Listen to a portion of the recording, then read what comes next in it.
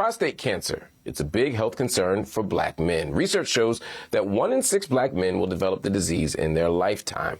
The scary part is black men are more than 2 times more likely to die from the disease.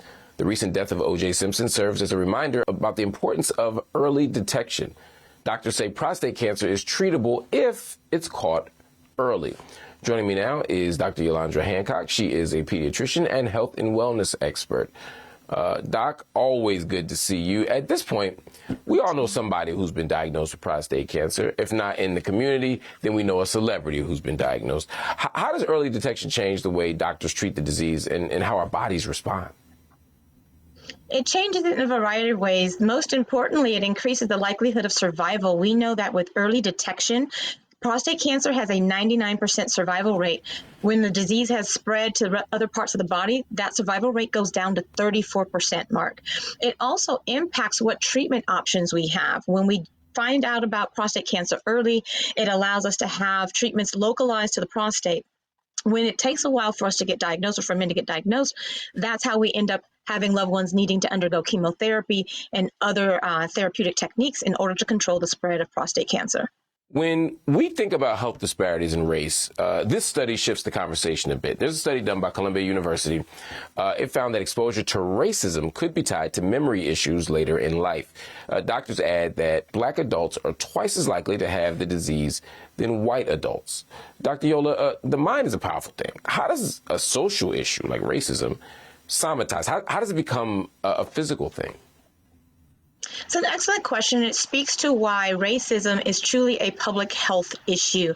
It is one of the socio-political determinants of health that impact us. It makes up, as collectively, it impacts 80% of our health outcomes. This racism, we know, impacts from the time that we're born all the way through until we age in terms of our health.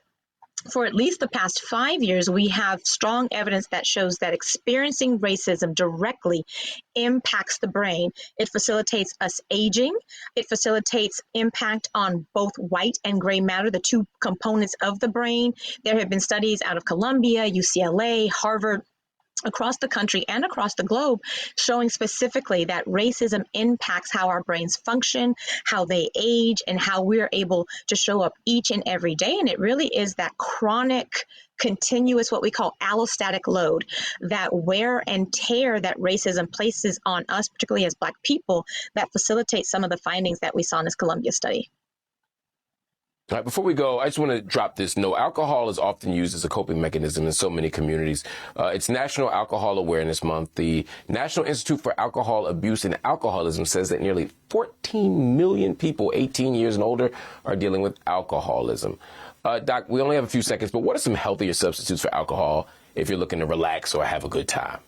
I'm a yoga instructor, so I always say practice yoga. Just simply breathing by itself, a 90-second exercise can bring your cortisol down. Go outside. It's a beautiful day today. Get some sun. Figure out other ways to sort of show up and relax. And if it means when you're hanging out, you got to take a sip, get some sparkling water. We know that having more than 1 drink per week actually impacts your health. So just be mindful of the why you do it and when you do it. Fair enough. So I'll do yoga instead of this yak I got in my hand.